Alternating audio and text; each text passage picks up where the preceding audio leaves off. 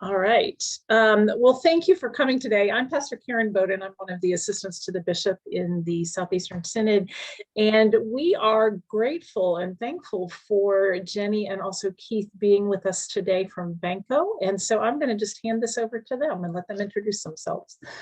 Thank you very much, Karen. My name is Keith Mundy, and I work on the Vanco Faith team with Jenny, and it focuses on work that Vanco does with helping congregations grow giving, process transactions in a variety of different ways. And we're looking to work with synods and congregations to say, how can we help you grow giving? And so our time here today really is to introduce you to some of the information that has been collected over the years. Vanco is a company who has worked with ELC congregations for 20 years. It is a processing company primarily, and it has about 4,000 ELC congregations that it works with, a little over 4,000. So we are glad to be with you today, and we're going to be talking through sharing with you some data that we have that we've collected and done a little analysis for you to see what's happening in giving patterns in your synod. I will say that information is available on your individual congregation as well. So if you were to take a look at Brenda and you wanted to say, well, I'd be interested to see what some of these patterns look like in my congregation, that's something that we can provide that information for you for your specific congregation. We also want to talk about some new features that Vanco has available and some resources that are available to help do some education to grow giving, and then some possible next steps. Where do we go from here? So at this point, I'm going to turn it over to Jenny, and she's going to go through and talk a little bit about some of the data and help get the conversation started. All right, I'm just going to skip ahead. Keith covered a lot of this. Okay, so before I show you any data, I should also introduce myself. I'm Jenny Luter. I've been with Vanco about 8 months. Before that, I worked for Oxford Fortress for 8 years. I'm married to an ELCA pastor.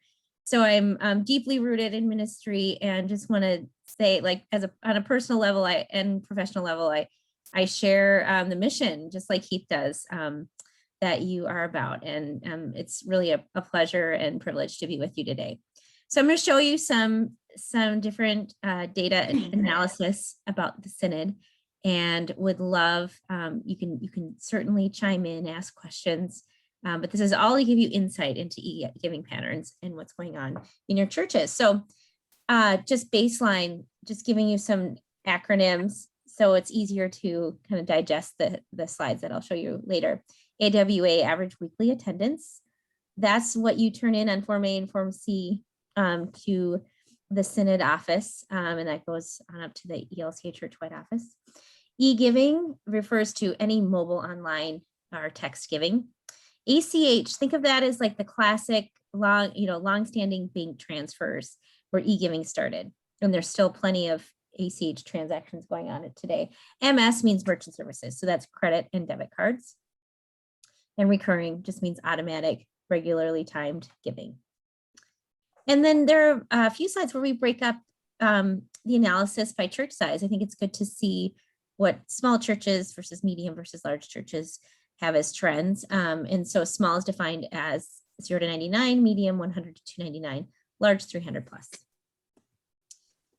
Okay, so you all have lived this. This is from the Federal Reserve payment study, and it's 20 years or 18 years worth of data in terms of types of payment.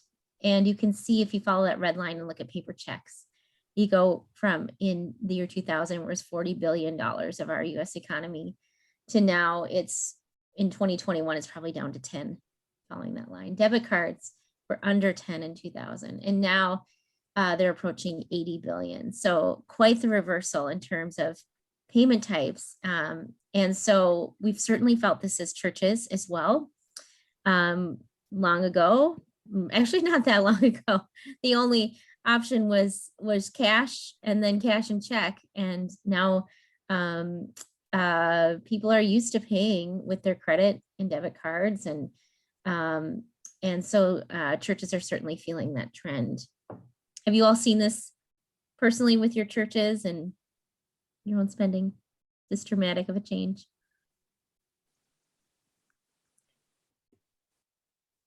We haven't So seen go ahead. anything like that at Grace because, we really haven't started any form of online giving except for one activity. And we've been using PayPal for that for about a decade, and that's worked well for that. But, Yep. we go well beyond that for the future. Yeah. Okay. Okay, so the trends that we'll see in the data, so these are things for you to watch for, and we'll walk through. That where there's online giving, it correlates to stronger overall giving. There are several churches who use eGiving, but not the MS giving. So they are maybe doing just the ACH, those bank transfers, but not the debit or credit cards. And so there's some opportunity for growth there. Mobile and text, there are a few churches using it, but and looking at the explosive growth of mobile and text, that's another area of potential. And then also you have such a high percent of churches using Vanco, and we have all sorts of great new and free features. And so I think taking advantage of those and helping get the word out would be really helpful for your churches, because we've seen people who do some of the free upgrades really see their giving grow even more. And I'll show you more about that. Okay, so like I said, a high number of your churches are clients, 42%. And when you consider not every church has eGiving, that means we have, the majority of churches who just do some sort of eGiving are Vanco clients. So what that means with this data is that you've got a really good sample size. That means what we show as trends say a lot about what's going on in your synod. Okay, so this shows you giving 2017 through 2020. You can see each of those colored bars represent a different year. And what I've done is I took your overall giving, that again was from Form A and Form C from the ELCA office. And you can see there's a slight downward trend. That's that far right column. That's the total giving, all giving, cash, check, eGiving in your synod over a span of 4 years has dropped about 5%. And when I split that up, I can of course look at the Vanco numbers and see that you've increased by 45% in that same period of time. Kind of a slow creep up, but then a jump in 2020 with the pandemic. And then what that means is that I can subtract those two, and in the middle is the difference, everything else. So cash, check, and then a small part would be other eGiving has gone down by 11%. So it's really nice to see when you've got a decline overall that there's a spot where there's quite a bit of increase. And we're so happy to be a part of that. So remember that 45%, and remember that the first two columns, you add those up, you get the third. So we're just really breaking apart the types of giving and what's trending. Is this surprising to you? Did you know that there was such a jump, especially last year, and that it was growing a little bit every year? That wouldn't surprise me because Yeah. of the pandemic. Yes, yes. But it was already increasing ahead of that, and then it just really jumped last year. Okay. And what that also means is that not only is the Vanco eGiving increasing, but our percent of your total giving that Vanco processes has been increasing. So in 2017, 11 cents of every dollar that was processed in your or given in your synod went through Vanco, and now it's up to 17% just a few years later. Now, one thing we did is we wanted to look at the average annual eGiving for your small, your medium, and your large churches. So any of them that are Vanco clients, again, that's 42% of your churches, and just look at their average giving. So of the small churches, you can see it's about $45,000, and that's slightly bigger than, slightly more than the Region 9 and slightly more than the ELCA total. Medium-sized churches, they're a little more dramatically ahead. And then large churches ahead of both the Region 9 and the ELCA. And so you've got, strong giving averages for your church. And sometimes this can depend on for a synod. If they have a high number of urban and suburban churches, sometimes they have higher averages. That's just a general trend versus high rural. So keep that in mind too, in terms of the makeup of your churches. Okay, and then ACH and MS volume and total Vanco. So remember that 45% increase, that part of your total giving that went through Vanco where we showed that had a 45% increase over that time period. What I've done is I've done the same thing where I split that out between, now I'm splitting out the part that's Vanco and showing where that 45% increases come from. So the bank transfers, those also jumped, but they jumped 26% in that same time period. Whereas the MS volume, the credit and debit cards jumped 156% in that same time period. Has had a steady increase. You can see with the ACH, it actually went down from 2018 to 2019. So that was just kind of steady and then jumped with the pandemic. But that MS volume, the credit and debit cards, were increasing significantly even before the pandemic, and then took a big jump this last year. Any questions before we move on, or thoughts? Okay. And what that means is that of your eGiving, 15% used to be credit and debit card, and now it's 26% of all eGiving. It's pretty dramatic change there in such a short amount of time. Okay, so then I wanted to compare and see, okay, so obviously MS Giving has been growing, but there are some churches that, you know, maybe they signed up with Vanco 15 years ago when there wasn't all you could do was the bank transfers to ACH, and there were paper forms. Like that is historically how, and initially how Vanco worked in the ELCA. And so some of those churches haven't even upgraded to add the credit and debit card and some of the newer features, gone to the electronic form for people to sign up. There's so much that's happened in the last 15 years, and especially in the last couple of years. And so what we see is that the churches that don't have MS Giving as a part of it, if you look at this, their average total giving, if they have the MS Giving, is 3.4 times higher than those that don't. I was expecting a few percent. This is multiple times higher. So a church without that as an option has much lower eGiving than the ones that make it an option. People want to be able to choose how they're giving. And so that's a gap for 25 churches in your synod that don't offer it. And they're the ones that are having that really low eGiving average. And then I wanted to break it out by small, medium, and large, because it's, you know, very different. You can have very different contexts here. Now, for the small churches, it's 3.3 times higher. Medium churches 3.0, and large churches 2.1 times higher for the churches that have the option to give with credit and debit card versus those that don't. Any surprises here or reflections?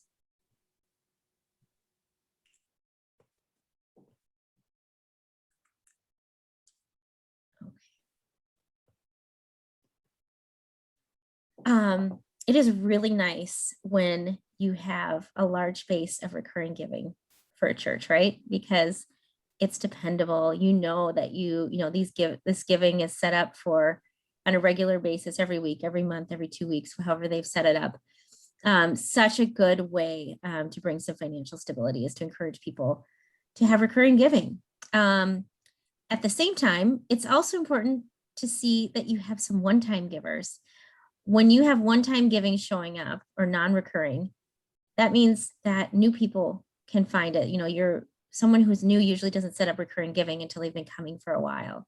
So if you have only recurring giving, it probably means your giving is not discoverable for someone who's new.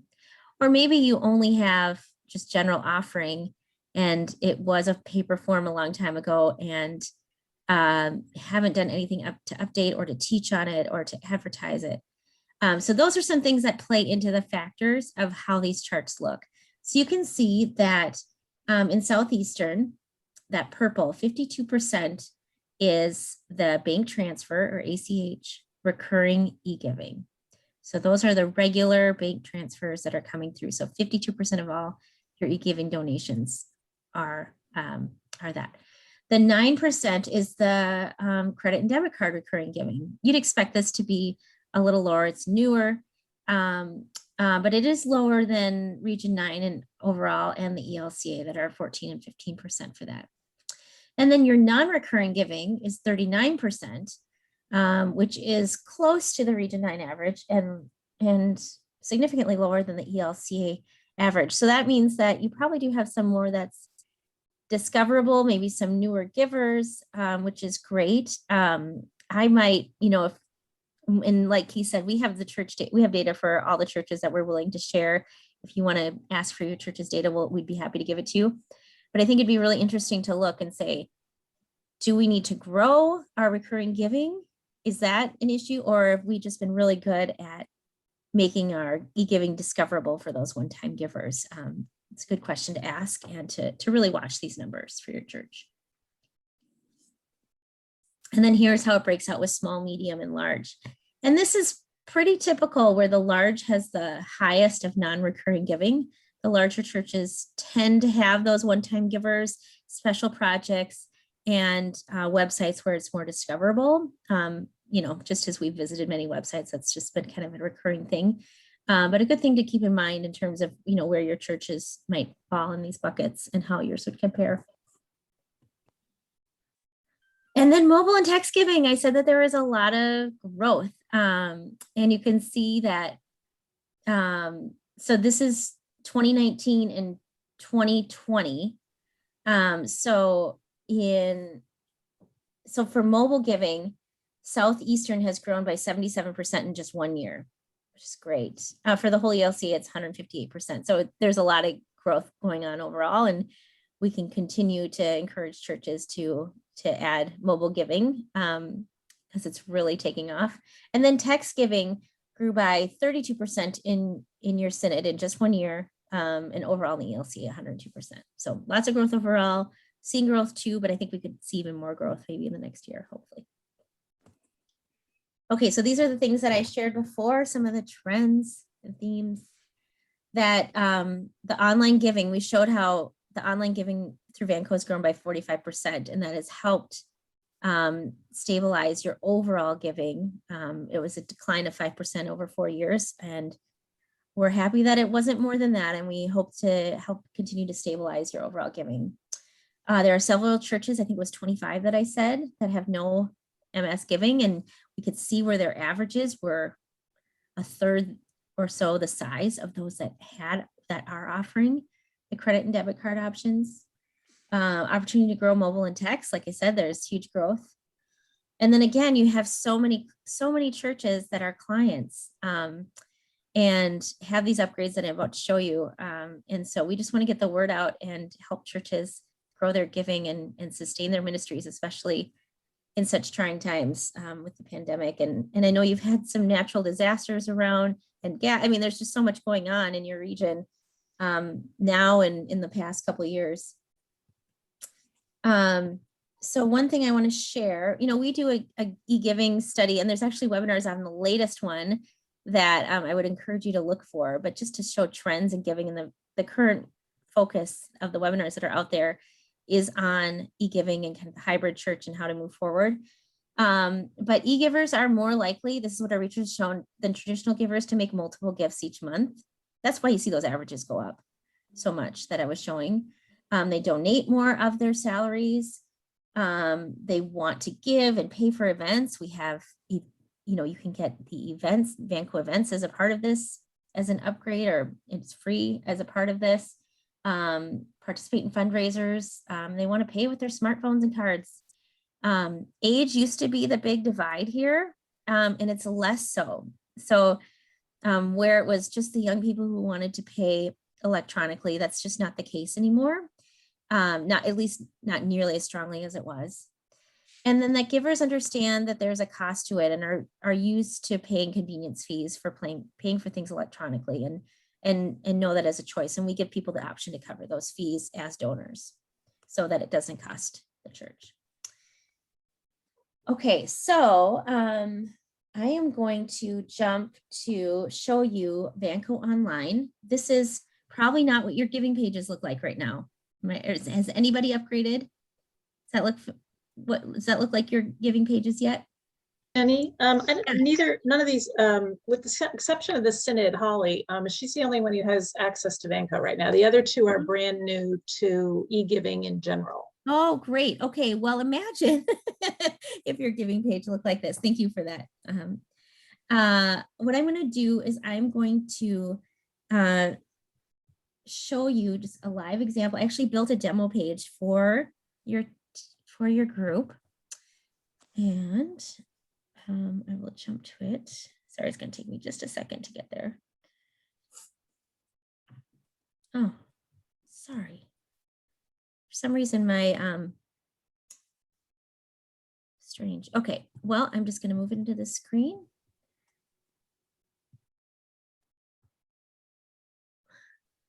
Thank you for your patience. Okay, so what I've done.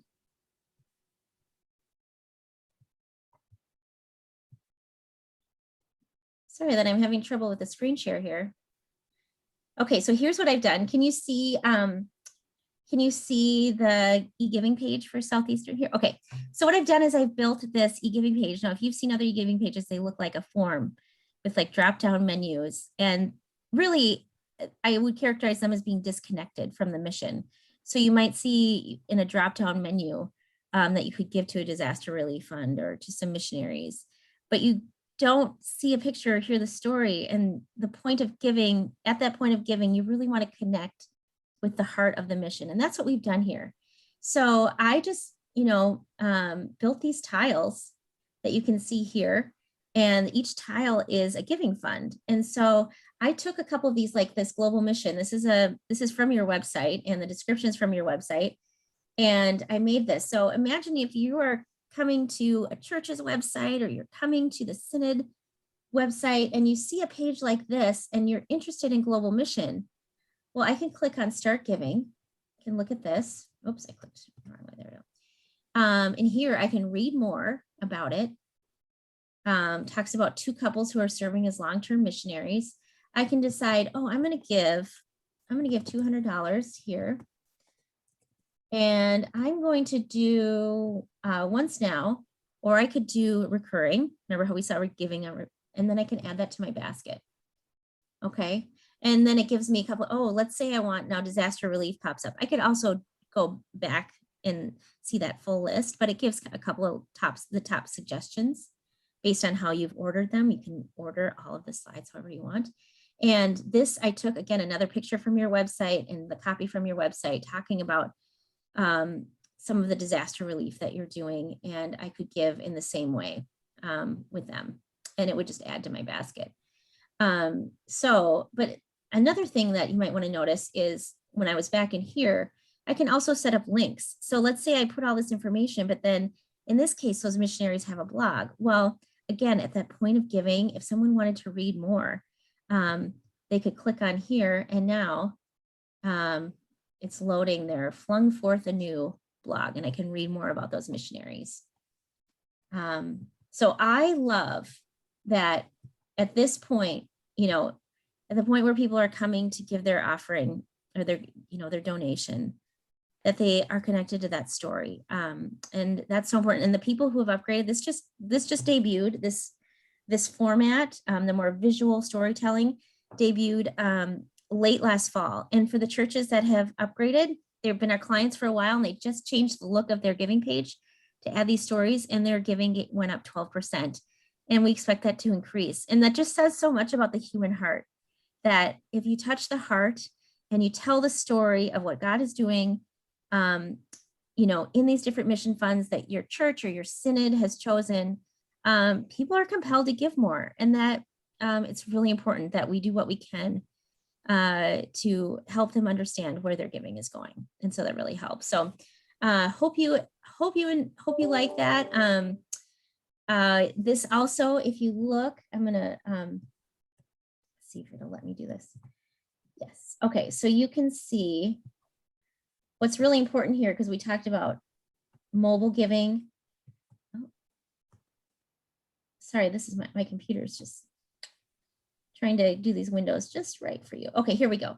So you've got the desktop view, but then if I narrow it, it's responsive. So now you've got, if someone were on their iPad, they would have 2 across. So it's really responsive. You know how sometimes if you go onto a web page on your phone and it's like everything's tiny because it's like a web page on your phone instead of something that was built for the phone, and more people are giving through their phones than through a desktop computer. So then if someone's on their phone, this is their view. It just becomes up and down, and you do, you know, how you scroll with your thumb.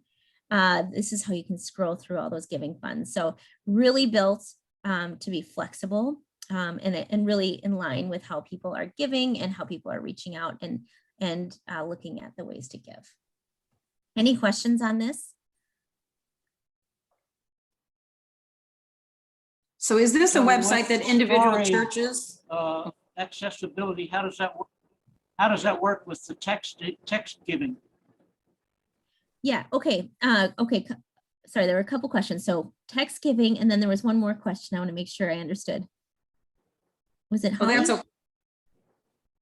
Yeah, that's okay. If you answer his question, that'll probably answer mine. Okay, yeah, so text giving, you actually, you get a mobile phone number and people can text, like send a text message to that mobile number to give. So it doesn't, it isn't, I mean, that's pretty typical of text giving, where you just give your donation that way and set it up. And that is something that if you were interested in, So our you client, don't have access to the story. You don't have access to the story then. yeah, so what you could do, let's say you wanted to give by text, you could access this on your phone, absolutely, because it's, if someone went to your webpage on their mobile phone, that's how it would look. You'd have that story. And then if they want to give, you could put that giving phone number in the description. And if their preference is to, instead of paying, because you could obviously pay, you could click on that button on your iPhone or whatever cell phone you have and pay that way. But if they want to give by text, which a lot of times churches will put that up on a screen, they'll say text to this number right during the service to give. So you don't necessarily, it's more of like a group function where you say, hey, we've got this special mission, you know, disaster relief would be a really good example. Someone's talking about it. Hey, do you want to give right now? Just text your donation to this phone number. That's text to give. That's how people use it. But they always would have access to these. If it's on your page, they could access that on their phone in the same way. Each of these ministries also, as you look at that tile, that rectangle that's in, each has its own unique URL. So you can then post that URL anywhere, whether it's a newsletter, it's a letter to the congregation, whatever, and they just click on that URL, it'll take them right to that place to give. Yep, see this right here? I could copy that and paste it into Facebook and I'd have a post just like Keith is saying. So that connection between social media and then connecting it right back to where they give with just a click, and the story follows it and the picture follows it. It really saves time and then increases donations because of all the connections and storytelling.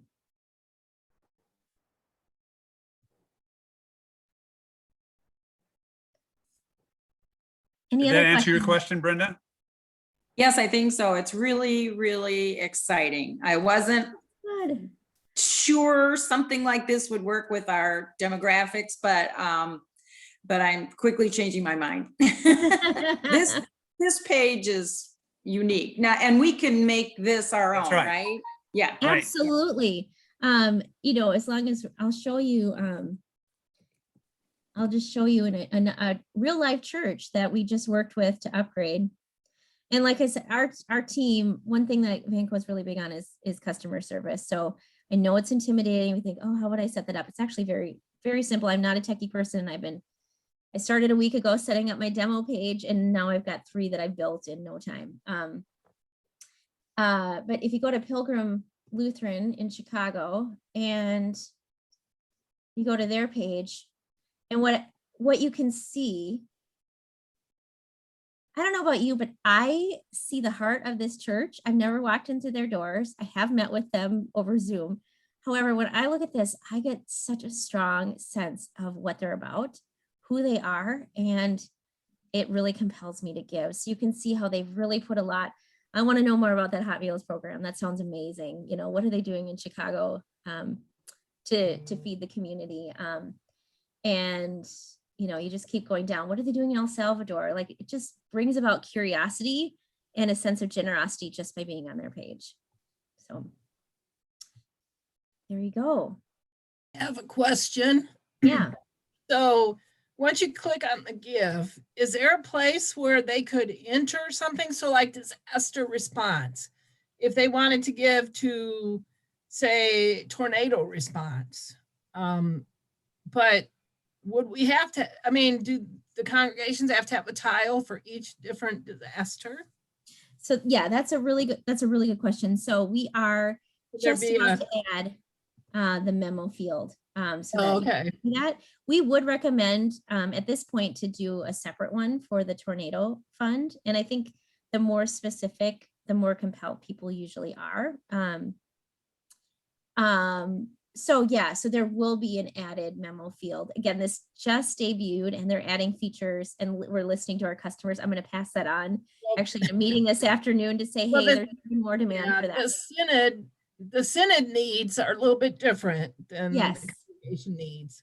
Yes. So that's why I was asking about that. For sure. Yep. It's coming out, I believe, in the next quarter. So very soon.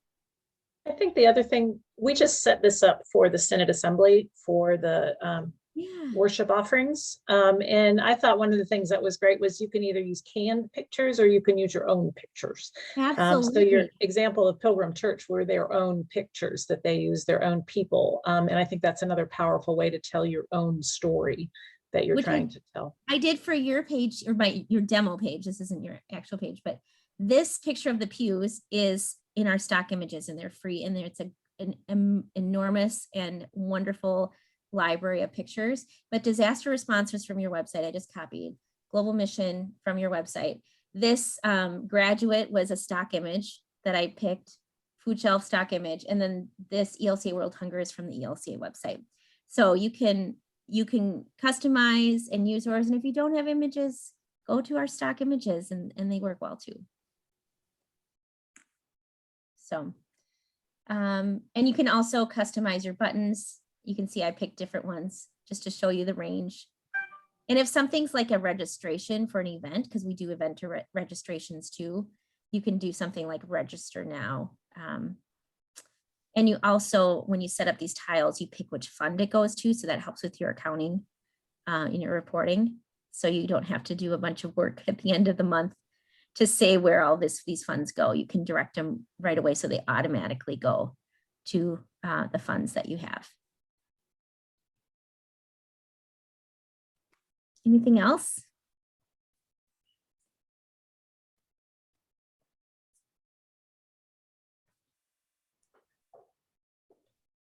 Well, please get when you're talking to other churches, you know, let them know if they're talking about eGiving.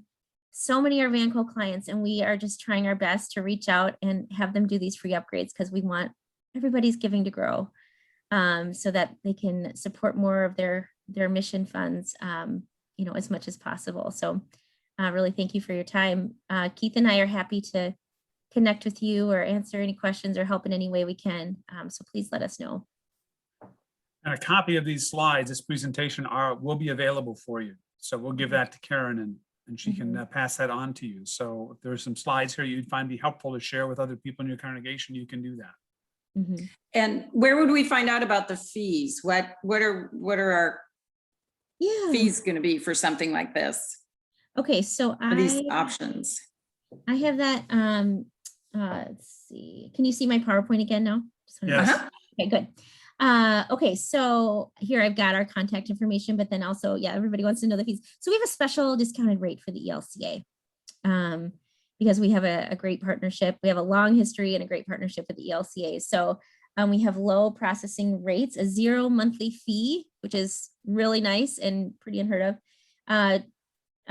For ACH, those bank transfers, it's a 0.8%. So that's very low, plus 35 cents per transaction. And then the merchant services, it's 2.35% plus 35 cents. What I didn't show you in the demo is that you can set and I should have set this up in the, I could set it up as an administrator in the demo. But basically, I can ask the donors, there's a little toggle that says, I want to contribute 3% additional to cover the costs, or you could set it 2.5 or 2, whatever would, be appropriate for your congregation or synod.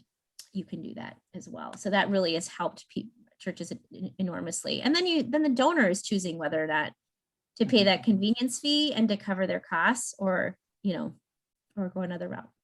And our experience shows the majority of time the donor will cover that fee. Yep. So in Yep. fact, the fees that you see here are not necessarily what the actual cost is to the congregation, because the donor often covers their fee in their donation, and the cost of that fee is included as part of their donation.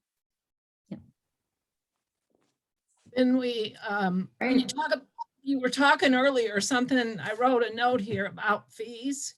Mhm. A lot of people that give directly to the synod, they are very conscious of what the fees are. And so they choose the ACH e-check 9 times out of 10 because it is cheaper. The Yes. fees are less. So Yeah. that That's might wonderful. be one of the things that, why there's not a lot, or there's less of the MS Yes. giving, because people are very conscious of that. And they Absolutely. ask me, they say, okay, what's the cheapest way to do it? Yeah, So, I think that's wonderful. And a lot of churches will encourage people to choose ACH. What we find is if they have all the options, even if you encourage, it's better to have all the options, and then you can Right. come in with a message that says, hey, help us out. And if you can, choose ACH. Yeah. And I think that's great. But limiting is that's where there's an issue, and that's Oh, where yeah. the averages come down. Because those one-time givers, they're not carrying around a checkbook. And so it's the choice between getting a nice donation through a debit card or not getting one at all, in some of those cases. So Mhm. yeah. And there are Yeah, people who that's want good. the Great. points on their credit card too. There are Yeah, people who are looking to accrue points. that's true. Right. So that's true. why the options are important. Hopefully at That's their own expense then. I just wanted to mention to John and Brenda also is the Vanco downloads directly into our accounting software. Mhm. And I know Vanco works with several different software programmers. Yes. But Thank you, it Holly. downloads, it has saved me a tremendous amount of time to Wonderful. have that download directly into our software.